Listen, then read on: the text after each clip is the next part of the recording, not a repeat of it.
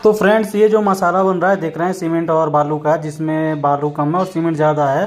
तो ये column beam या कोई भी आरसीसी मेंबर में जब हनीकंप आता है तो उसको रिपेयर किया करने के लिए बन रहा है। बहुत लोग क्या करते हैं कि सिर्फ सीमेंट का पेस्ट बना के अप्लाई कर देते हैं, जिससे क्या होता है बाद में वो एक परत बन के छोड़ देता है। इसलिए जब भी रिपेयर करें तो उसमें सैंड का मात्रा ज़रूर मिलाएं, ताकि उसका स्ट्रेंथ बना रहे।